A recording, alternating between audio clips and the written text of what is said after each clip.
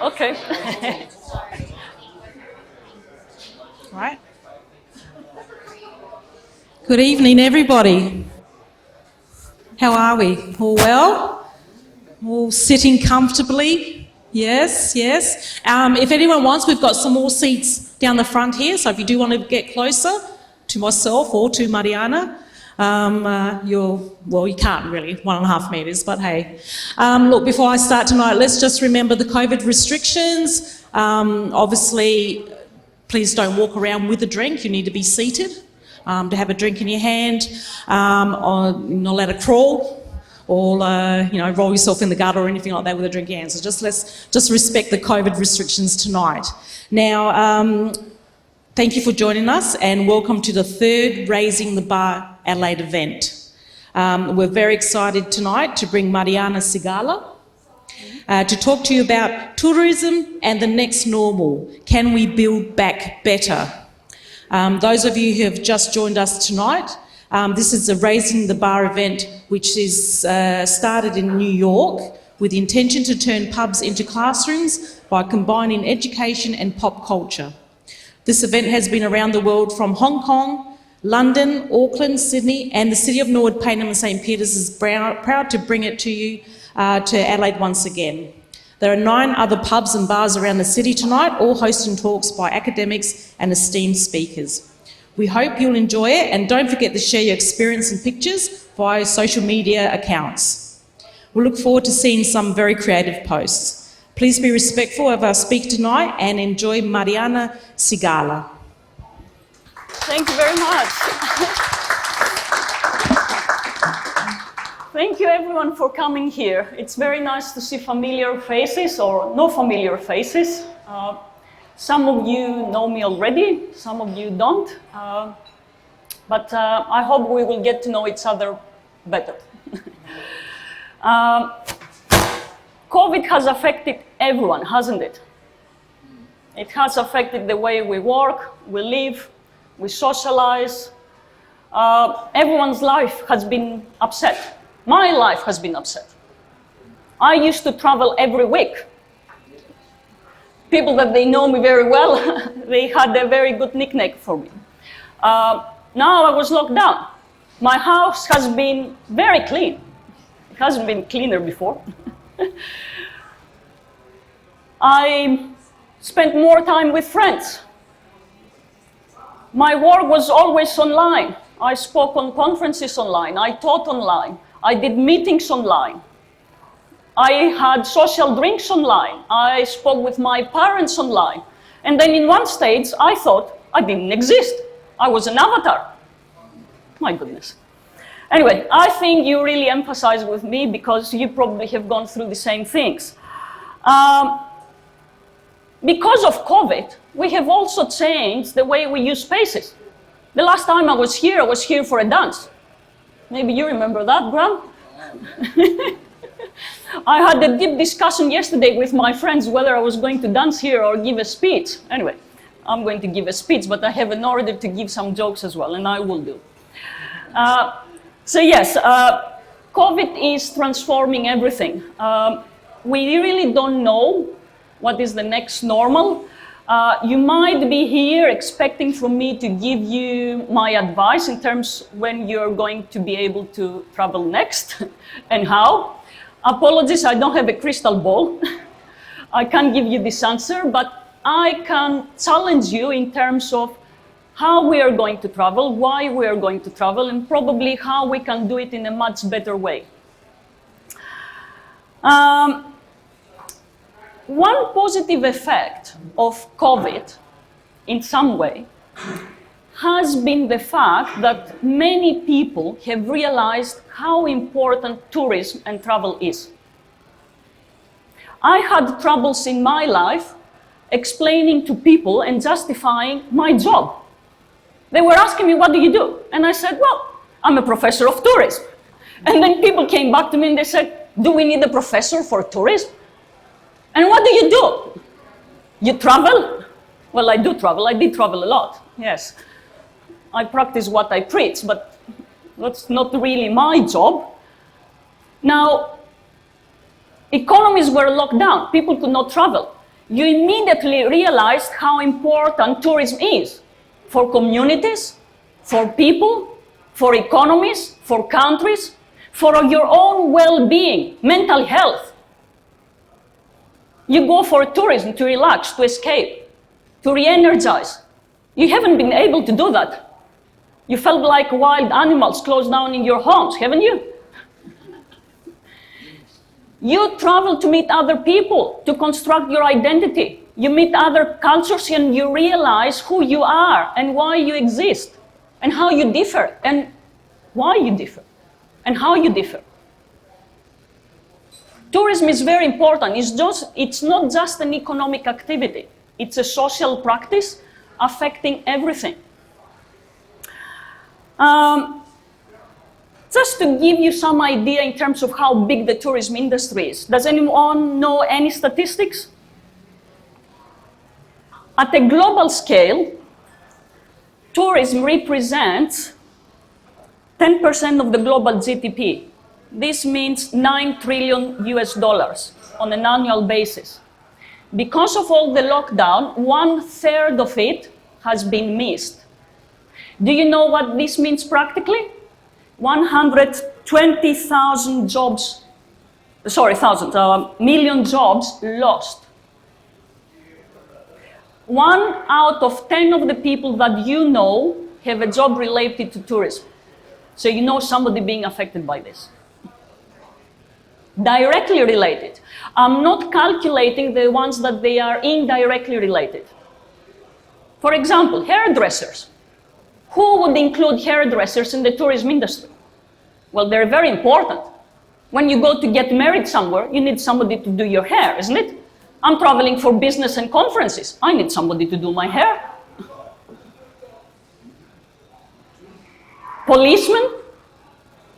I'm wandering around and I don't know directions. I don't know where is safe to go. I ask a policeman. They are related to tourism. They have to have a tourism education. The way they behave, they do influence my experience. They are important. So 1 out of 10, they are related to tourism. But in reality, all of us are related. And we need to know what this industry is and how it is affected. Or it's going to change, or it has to change.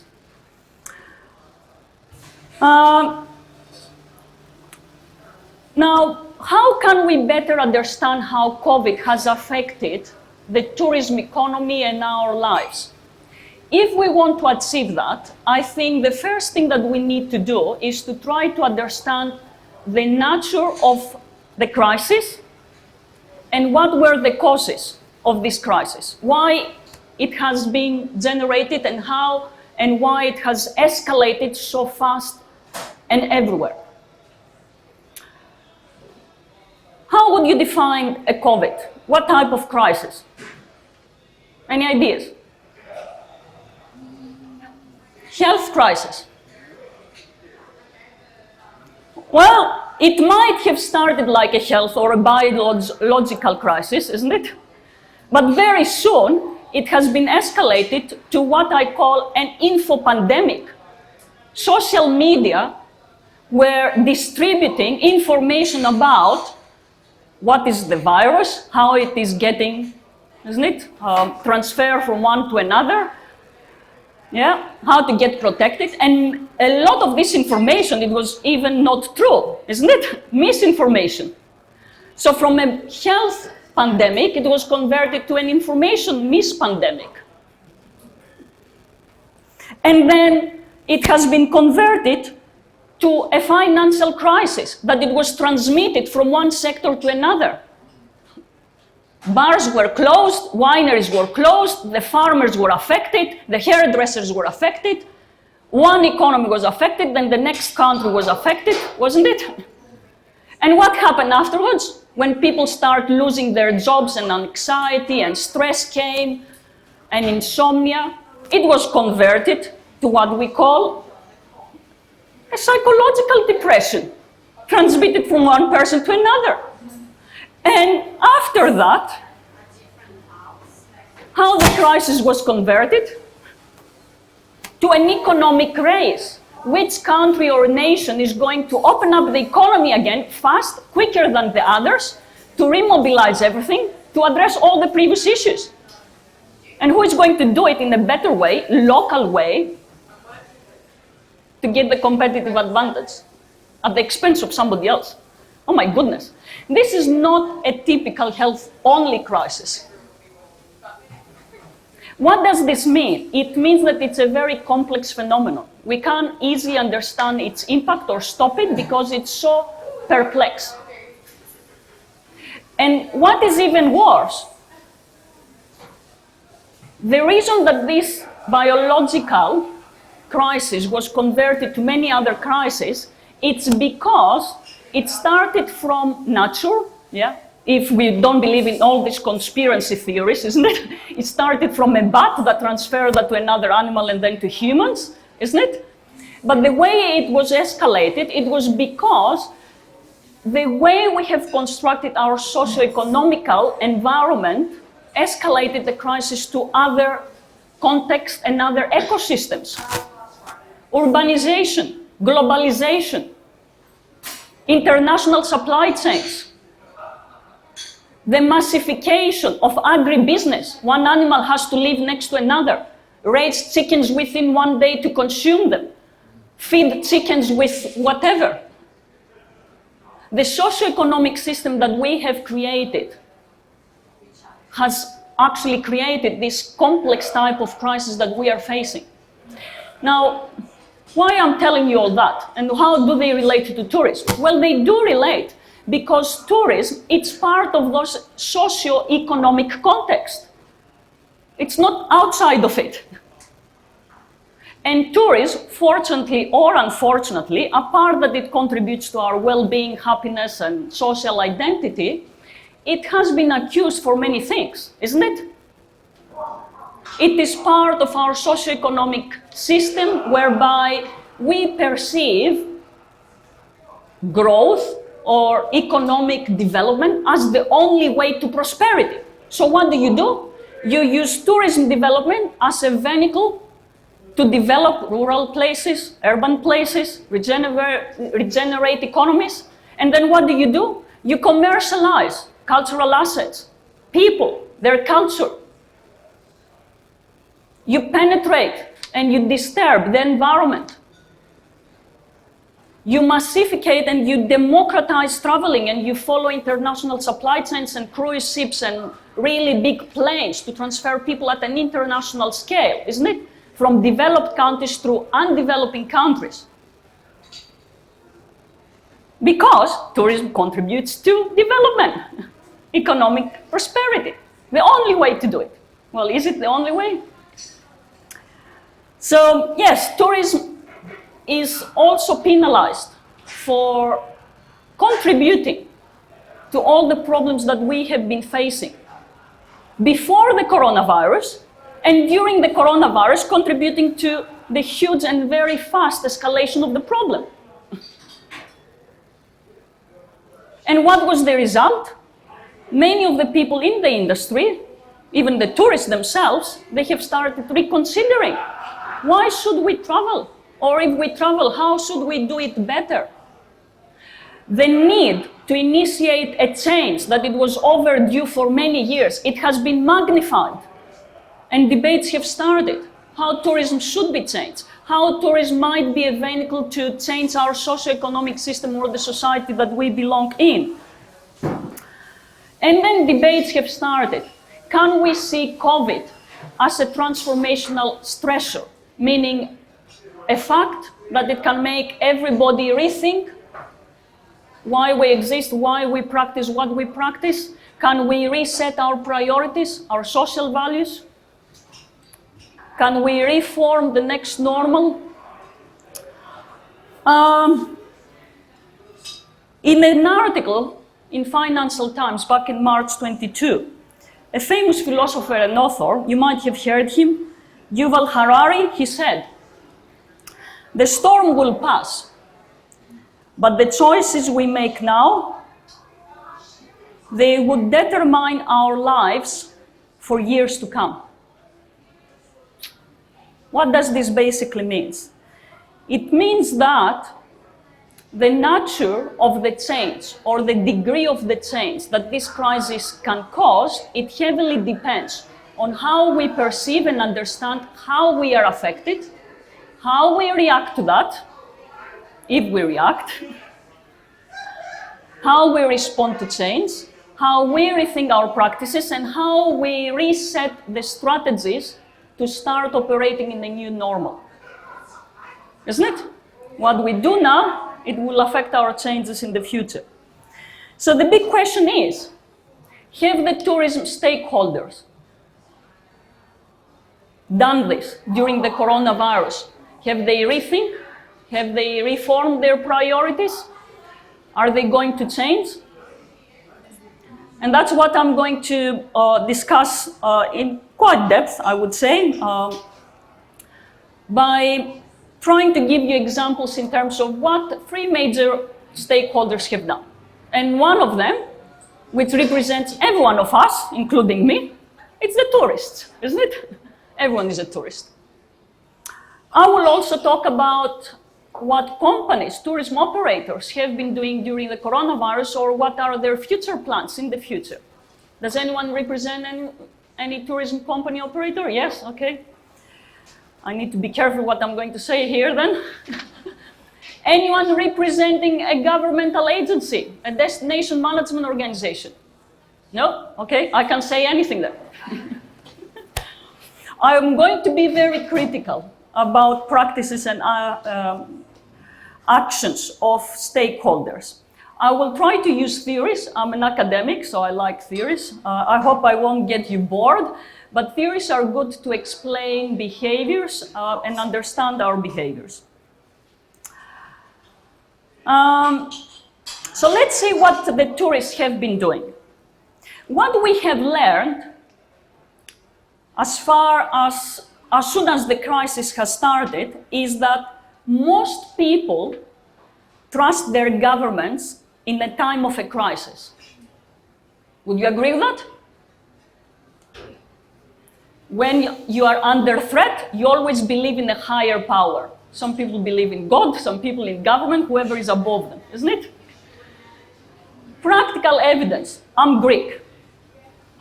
What happened in Greece as soon as the pandemic started? The government said, you lock down, you don't go out even to see your parents. Did Greeks obey to that? Paradoxically, they did. And all the world was amazed by their behavior. People do trust their governments under threat. And of course, it was not just Greece doing it, but Greece, it was a very good example justifying and confirming that. What else have we done that confirms that?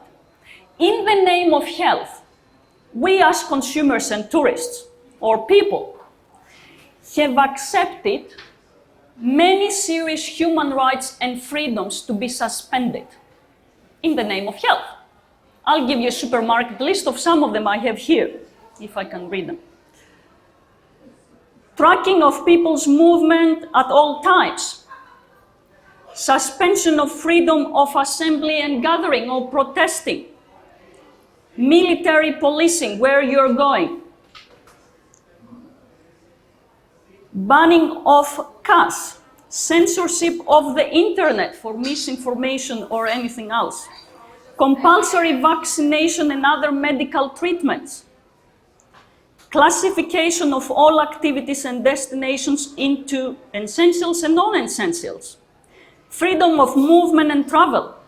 You probably might need a health certification and passport in the future to be able to travel. People have fought, they have lost their lives for these rights. And within a second, we gave them up in the name of health. What history has taught us as well. You remember September 11th? Terrorism attacks in Europe?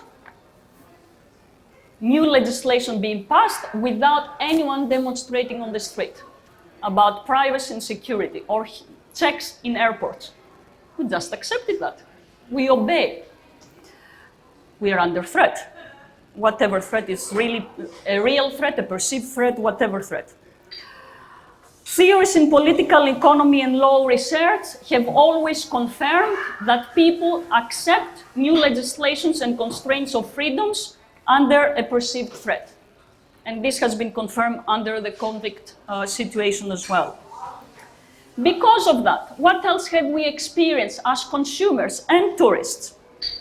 We were forced to virtualize our lives. Is that true? Every one of us have tried at least one new technology. Is that true? Give me one example. What new have you tried? Grant, come on. I've got a new phone. You bought a new phone. Okay. Yes. I can't work it out. There you go. What can I say? What new have you tried? You have watched more Netflix, yes. We have been doing dancing through the internet, isn't it? Watching past videos or new videos. Fitness classes.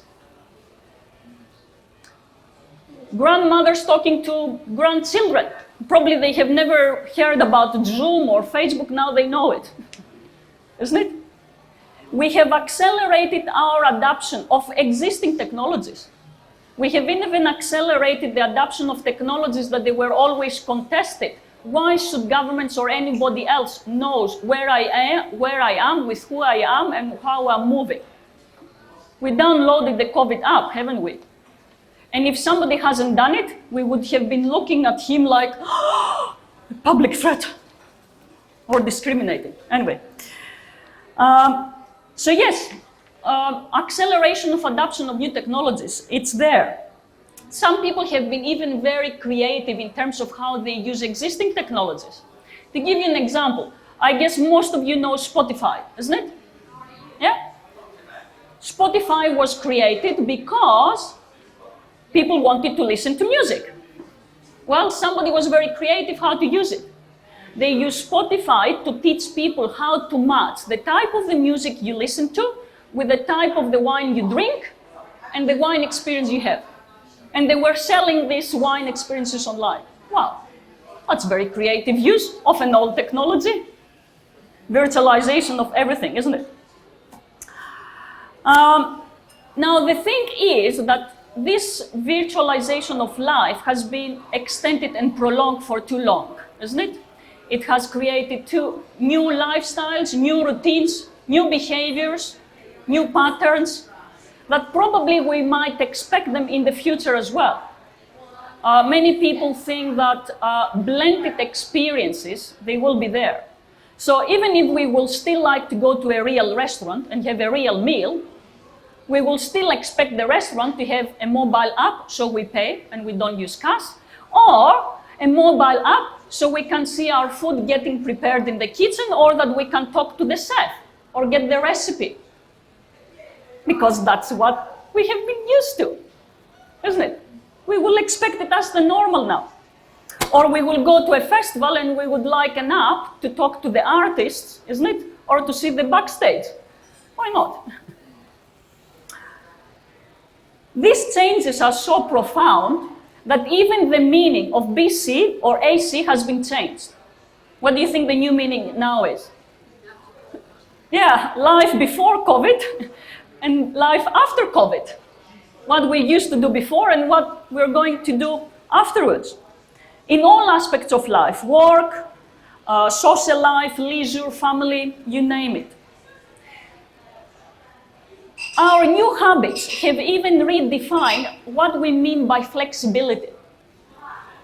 Flexibility used to mean I'm flexible to work some days at home, some days at office, or to change my timetable. Well, you know what flexibility means for me now? That I can be on Zoom, on a meeting, and at the same time, I can do my cooking. You're laughing, I've done it. I'm very multifunctional. And I can be equally productive and very happy because I save time and I can use it somewhere else. We redefine flexibility, not just in business, how we manage our friends, our social life, or even our leisure time. We even have redefined what is essential. What is an essential food, an essential service, an essential worker, an essential job, or a non-essential? Sometimes somebody will come back to me and say, you're not an essential person or worker anymore, disappear. An AI will do your job, probably.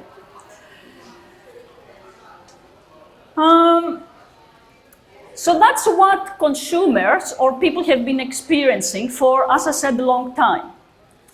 How these experiences are going to change, how we are going to travel, or why we are going to travel, and what we have been doing. There are two theories in some way that explain what consumers or tourists have been doing during the lockdown and after the lockdown. One theory is called the Reactants Theory. It basically says that when your freedom is being constrained, limited, or threat, what you're trying to do is to try to recover it by different actions. The other theory says that when you're constrained, you're trying to increase your variety, to have more options. So what have you been doing while you had the lockdown? You want to increase your options? You spend more time on social media, socializing, watching TV, having e-festivals, e-theaters, social drinks, virtual tourism, virtual drinks or wine experiences. This is what we have been calling in some way cloud tourism. You were tourists on the cloud. You have been doing that a lot. And after you were allowed to go out, what happened? Did you seek different type of experiences? Well, not really, I wouldn't say so. I'll give you some examples.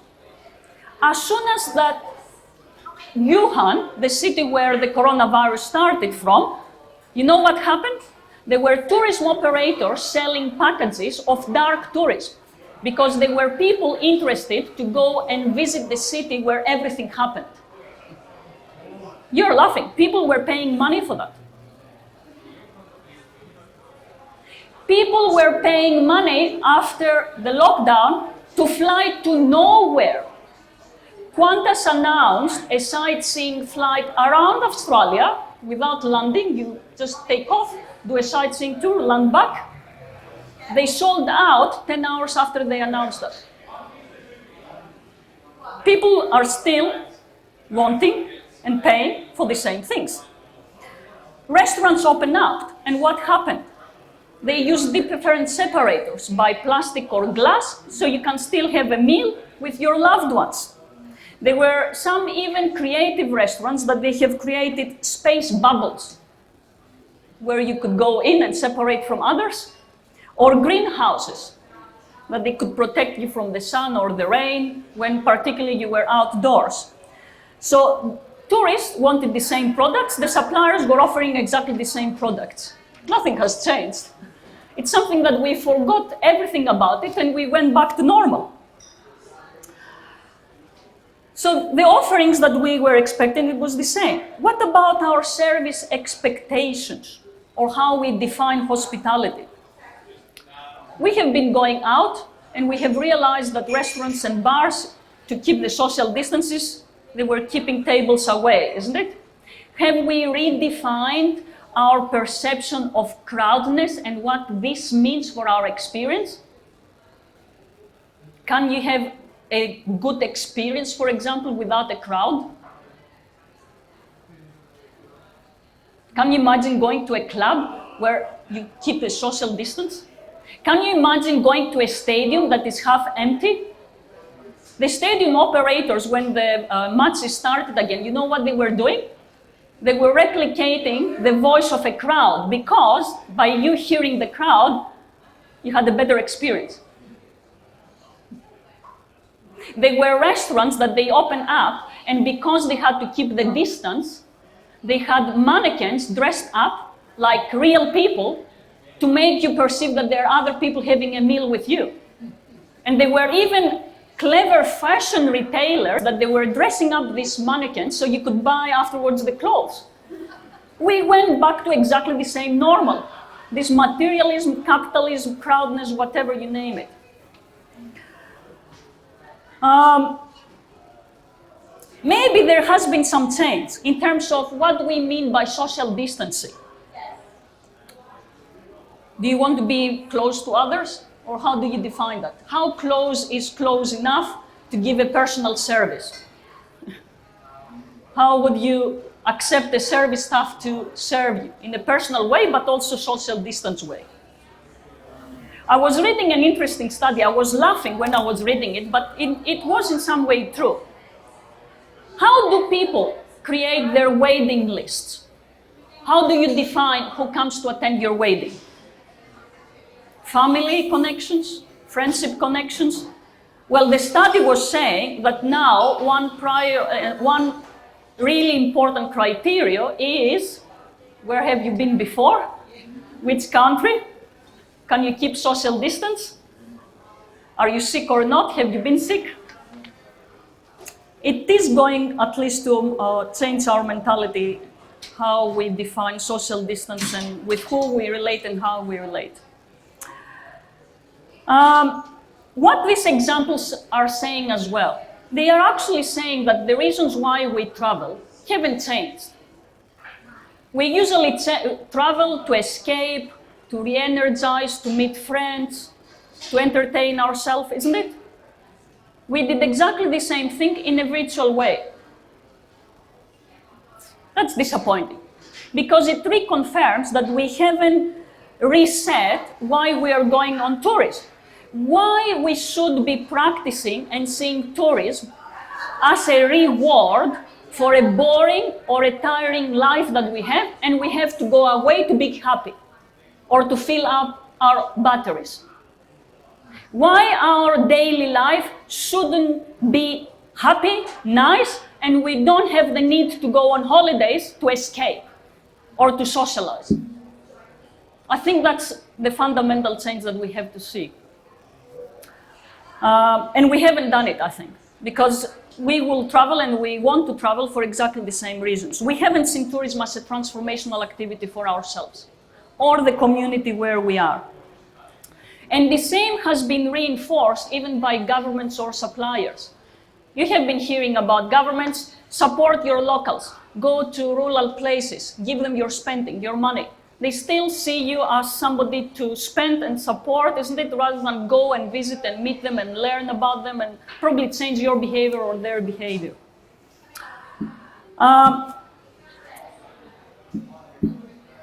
To become a sustainable or responsible tourist, we need to change not only our behavior, we have to change our mindset.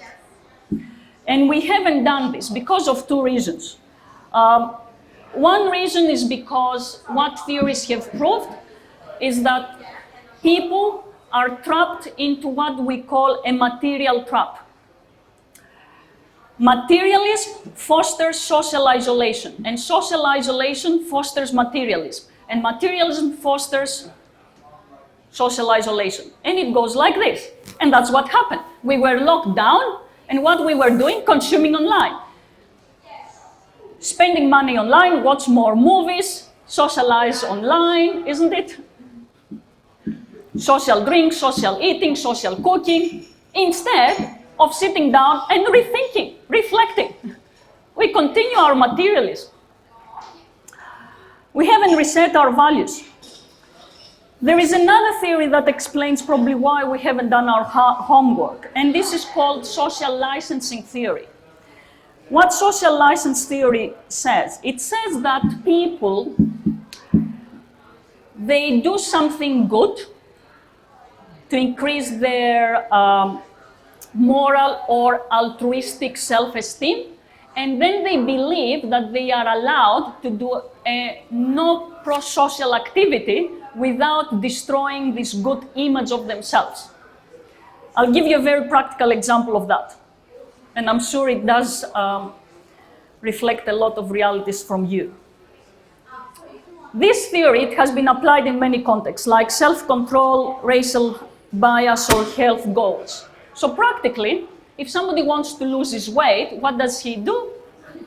He does a lot of exercise. And as soon as you do an exercise, you feel now that you can have an ice cream. Well, that's a social licensing. You did your exercise, good activity, now you can do the bad activity. You become a donor, you adopt a child in Africa. You get the social license that now, what can you do? You can go to the supermarket and spoil yourself. You travel millions of kilometers to a remote island, a tropical island, that the existence of it is threatened by climate change, and you have created a lot of emissions about this, but you don't feel guilty because you paid to stay on an eco-lodge. Isn't it? So what do? You exercise tourism again, giving your spending to local businesses, and you don't feel guilty anymore. You can go back home and do whatever you used to do. You have changed your behavior? No. Have you changed your mindset? No. Responsible tourism requires change of mindset. And this social licensing hasn't allowed us to do it. So we need to do it. Okay, enough about the tourists. I made you feel really guilty, haven't I? Yes. Let's make somebody else feel guilty.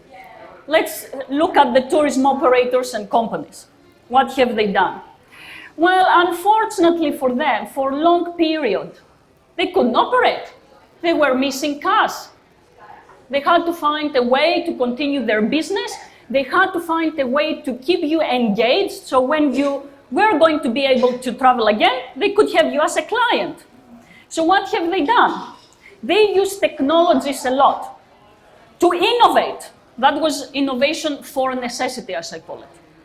They use technologies to identify new distribution channels. So, online food delivery, mobile apps, Uber, whatever, for restaurants, isn't it? They have virtualized their products. E-festivals, e-theaters, virtual tours to galleries, to museums, to destinations, isn't it? They have created new markets. Restaurants were closed, the chefs were redundant, so what do? You ask the chefs to go online and give an online cooking demonstration. And then you pay for that. You create a new market that didn't exist before. You ask your employees to work remotely. You cooperate with your partners and you create a new Uber app so you can deliver food to your local societies. You use technologies to create a contactless economy because nobody wants to come in contact, isn't it? You book online, you pay online, you reserve online, isn't it? You don't touch anything, you do everything from your mobile device. That was good in some way. It was good innovation, but in some way it was not breakthrough innovation. Companies have simply accelerated the use of existing technologies, Facebook, LinkedIn, isn't it? That they haven't been doing it for years. And what it has actually proven, it was that the winners in that game, it was the companies that they already were familiar with these technologies, that they were the first, the faster to go online and continue their business. The companies that they weren't familiar with these tools, they were struggling. And they were the ones that they probably were facing the problems, liquidity, and of course they went bust. So what does this mean? It means that COVID, it has created a very fast digital divide between those that they knew how to use the technology and those that they didn't know. And the digital divide was converted very quickly in the tourism industry to an economic divide. Who survives and who doesn't survive? And apart from using the technologies to maintain your business, a lot of companies have been using technologies, as I said, to keep you engaged. You can't travel now, but they want to keep you curious, isn't it? Interested, so you can do it immediately after. And we have seen a mastery of marketing campaigns online. You might have seen some of them. Campaigns with different hashtags. Hashtag Travel Tomorrow by the United Nations World Travel Organization. Hashtag I Dream of Chile. Hashtag Greece from Home. And you could experience everything from home, and then when you're allowed, you can go back to Greece, hopefully. Hashtag South Australia on Facebook. Hashtag Stay Curious by Dubai. So they wanted to engage with you, even if you were locked down, and you were clicking like and sharing their campaigns and going around. Many other companies, they have become very opportunistic during the lockdown. They understood that there was a market there to make money, and they have launched new products. So I talked before about flights to nowhere. Well, Qantas was not the only one who did it. Yeah? There were many airlines that they knew people were eager to fly again or to experience flights. So Japan ANA Airlines, they have launched the Hawaiian-themed air flight. They flew the Jumbo Airbus 380 from Japan to Hawaii and brought it back, and people paid a fortune for that. Eva Air, the Taiwanese airline, they flew the Boeing 777 to nowhere, just a joyride. Thai Airways, they were even more clever. They knew that people were missing, don't laugh, in-flight catering. So what they did, they are offering in-flight catering as a pop-up restaurant. You can order it and have it at home. And they are not the only ones. And it even gets more absorbed. There are airports, like the airport in Taiwan, that they are selling a static flight. What this basically means, you pay money, you go to an airport, you check in, you give your luggages, you pass through immigration, you go to receive your luggages from the belt, and you go home. They're still creating products for the old market, making money. You're laughing, but you're paying for that. They haven't changed. They haven't created a more responsible product, haven't they? My question mark to that is, what are the moral limits of the tourist market? And do they have moral limits? Does it mean because you can do it and there is a market, you should be doing it and still polluting? The same capitalist mentality continues to exist. Tourism companies were forced to have new operating procedures and models, new cleaning standards, cleaning certifications, spacing, isn't it? They had to train staff to become COVID marshals. They even paying staff to become contract tracers, how to identify who is affected, with whom they touch, isn't it? Or even to educate them how to approach them and to tell you, you might be infected. Oh my God. There have been universities globally selling this kind of new certification and degrees, a new kind of product. Companies, they have been forcing staff and tourists to register and trace their mobility. They wouldn't allow you to come and work if you report you have visited specific destinations or countries or places. They would refuse you to do that. Another extreme, McDonald's in Taiwan, when they were serving you the food, they were going to tell you the temperature that the staff had while he was cooking your food. Are you going to expect that in the future? Are you going to expect these new cleaning standards? Now, all these procedures means higher cost for companies. Who is going to pay for that? Maybe us. I think it's even getting more worse in terms of how the industry has been responding. People during the lockdown have been experiencing huge trauma, isn't it? We are traumatized even if we are not affected. Even by going online, isn't it, and reading what other people have suffered, we also suffer, isn't it? So we want some empathy, we want some sympathy, some solidarity. We want companies to show us that they care about us. Have they done it? Yes. Companies have increased their corporate social responsibility, particularly in tourism. Many companies, they have used marketplaces to repurpose their resources. Cleaning material, food that they can use, staff. You can find it in a website like hospitalityhelps.org, and you can use it for free. And they increase their image and status. Now, companies have also been commercializing the empathy and the suffering we had. They have initiated marketing campaigns with hashtags that you might have heard, hashtag can't skip hope, by a destination called Portugal. We are all together in this. I'm sure you have heard similar slogans. Australia had a marketing campaign with love from us spelled A-U-S. We love you, isn't it? The Australians, come and visit us.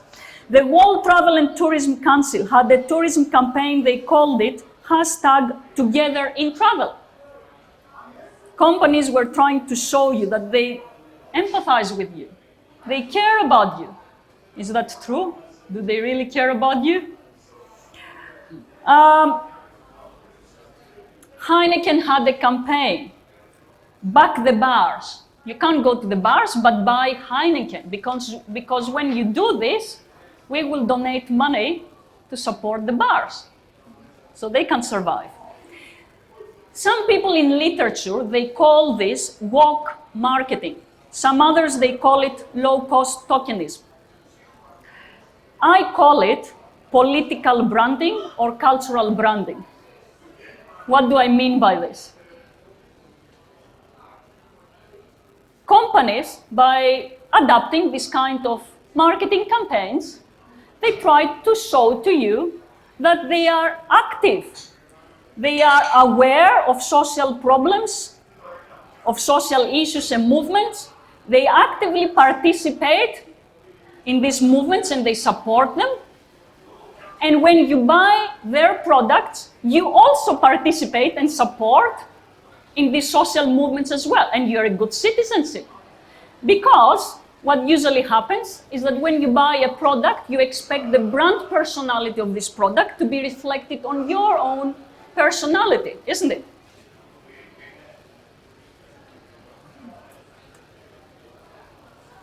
Some years ago, when I was a student, I was reading Milton Keynes, who said long time ago, the business of business is business. I couldn't understand what he meant.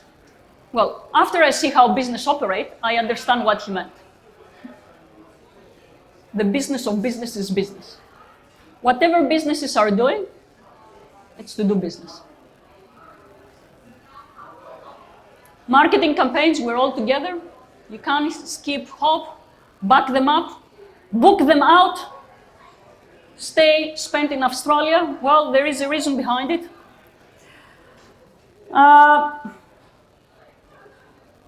Whatever you call it, it just reinforces our capitalist mentality and way of working.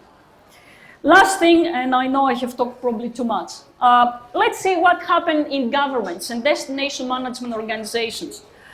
Have they rethink how they support tourism or what they do about tourism? Have they learned something? Well, there is something governments have learned. Governments have learned that even developed economies, they are highly dependent on high-touch industries like tourism. You can't escape. It doesn't matter how high-tech you are, how developed you are as a country. As soon as the tourism industry, leisure industry collapsed, the whole economy collapsed, isn't it? It is true. It was not just the developing countries that suffered that. So what governments have started doing? They start supporting tourism to revive the economies by boosting marketing and promotion. Hashtag book them now. Hashtag holiday here this year to reinforce you to rejuvenate the tourism industry. Apart from that, many governments that they have followed this laissez-faire, laissez-passer, isn't it? Let the market regulate itself. They have now tried to regulate the market economy again. They start thinking of renationalizing companies. Many years ago, they have privatized, for example, airlines in the name of competition. Now, they're subsidizing airlines again. And who they usually subsidize? The ex-public companies. They are thinking of renationalizing tourism infrastructure, ports, airports, national parks that they have leased them out for a long time.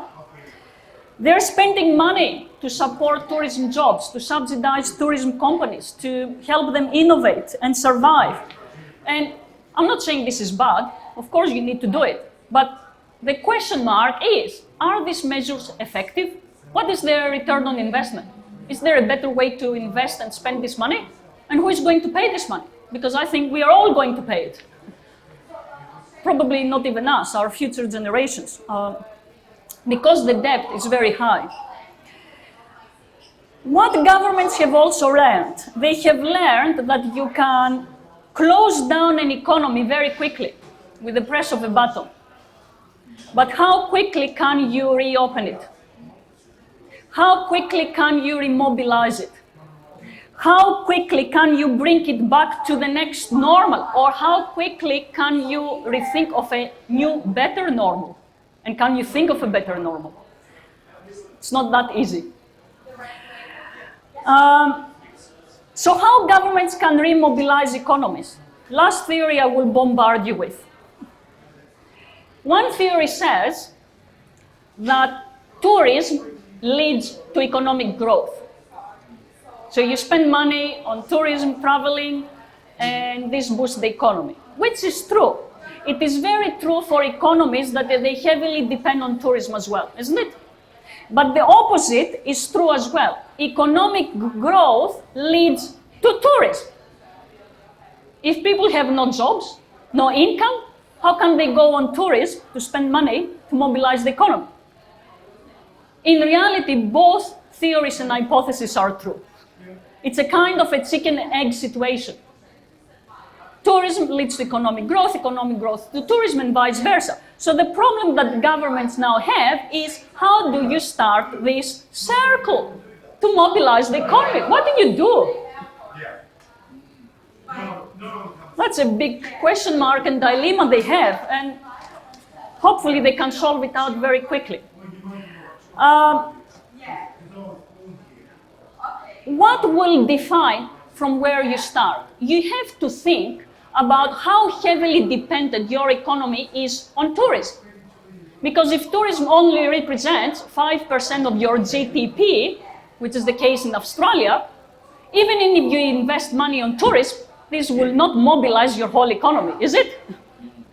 But if you are Greece, that tourism represents 45% of your GDP, my goodness, you really need to open up the economy yesterday to start the economy. And that's why all the economies in South Europe, Portugal, Italy, and Greece opened up the economy back in June, and now they're facing the second wave.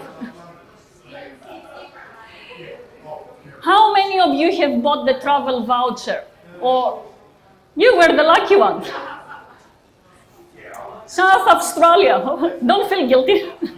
South Australia have initiated this travel voucher, isn't it? They were giving travel vouchers so people can use them, spend money to rural places to revive the tourism economy. Well, can this help to revive the economy? I call them aspirins to the tourism industry. Aspirins that they will kill the pain, they will not kill the disease. They might forget you to think that you have a problem because they create a virtual demand that it doesn't really exist. It gives income to people to spend that probably they might not have. And what do you do after? They haven't solved the problem. And is it enough? Is really tourism driving the economy here in South Australia, or should we start from somewhere else? And is the people that they got the vouchers, the ones that really can go out there and they have extra income that they can spend to other activities to mobilize the economy? Somebody might say no, and this is good because we need to reinforce social travel as well. We need to help people to go travel. Yes, but what was the purpose of the voucher? To support social travel or to support the tourism industry? You can't have one strategy to cure all the problems. One size doesn't fit all. Yeah? So I think governments are in big trouble. They do reactions and not really thoughtful actions. And even if you reboost the domestic tourism, is that enough? What about international tourism? Domestic tourists and international tourists don't behave the same. They stay different durations, they spend less money, they do different activities. So you can assume that if you revive and you boost the domestic tourism, it will cure or it will substitute what you have missed out from the international tourism. Yeah? So, yeah, governments are in big trouble, and their reactions to me, they represent the old mentality of the capitalist system and thinking. Tourism as an economic activity, not as a socio-economic phenomenon, that it can cure many of the pre-existing problems. I haven't seen any government or DMO, for example, rethinking about what type of tourism companies to support. Why they haven't supported new business models like social enterprises, family businesses, cooperatives, social businesses, non-profit businesses. Why they have never consulted local communities, residents, what is the type of tourism they want to see back? Why they haven't asked them how to revive and whether to revive the tourism economy? Have they put a constraint in terms of whether to support or not privatization of public assets? Or whether to release them for tourism economic growth or not? Have they facilitated types of tourism like educational tourism, citizen science, social tourism, community exchanges, that they're more sustainable? Have they thought about them? I haven't heard anything yet. Anyway, this COVID has created so many buzzwords, honestly, that I have become sick. And I will tell you some. COVID has reinforced the compassionate economy, the contactless economy, the purpose economy, we do things for meaning, the local economy, the divided economy. I don't think anything of this has happened. I think we're going back to the old economy. Anyway, I hope I have challenged you enough to rethink about who you are, what you're doing, and what you're going to support and whether. I hope I have given you some tips how to do tourism in a more mindful way. I want you to travel more, to be honest, but to travel better. I want you to travel for a reason and a meaning to you and for a purpose. I want you to travel to new places, but also existing places. But see them with a new perspective, new lenses. People, sometimes they have been constrained of visiting places that they were crowded from tourists. I come from an island that many of you know, Santorini. The last decades, I hated living there because they have actually made my homeland a theme park. They have Disneyfied everything. Where I grew up, where I first ride my bike. And I think many people like you feel the same. You go to Sydney Opera House and what you see is a crowded place of people. Well, go back, it's not crowded yet. When you go there, see it in a different way. I wish I could do it in my island. Redefined by what we mean luxury tourism. Luxury tourism doesn't mean that you always stay in a luxury hotel, prestige hotel, and whatever. Luxury tourism might even mean that you travel in a safe, secure way, and you help others. So thank you very much. And I hope I haven't made you fallen asleep. But happy to take questions. Thank you.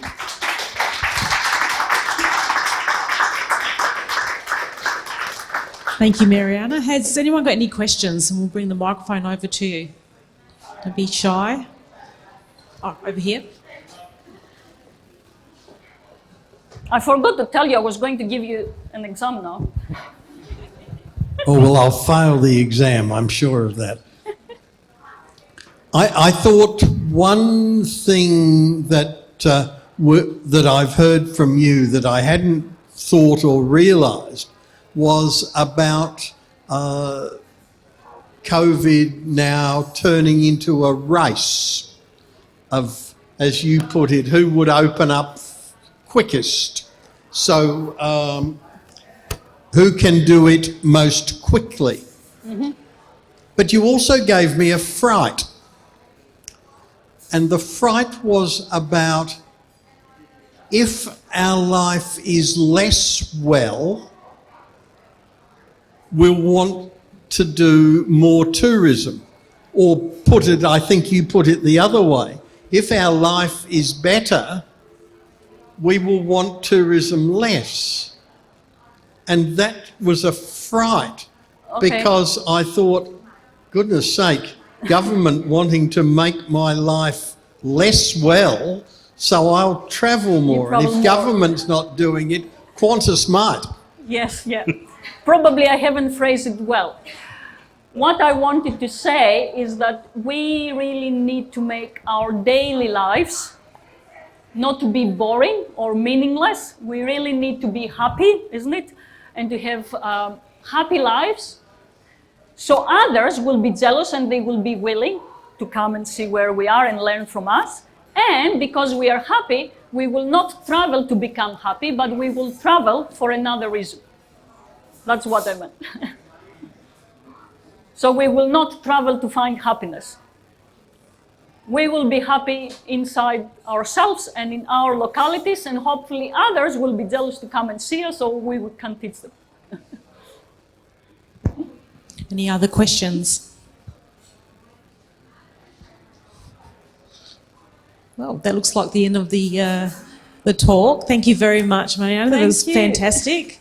Everyone, please feel that you don't have to rush off. If you want to stay back and ask some more questions, Marianna, I'm sure you're happy to answer questions one-on-one. And please feel free to grab a few drinks or grab something to eat and just hang around. So thank you very much. And we'll see you next year. Thank you.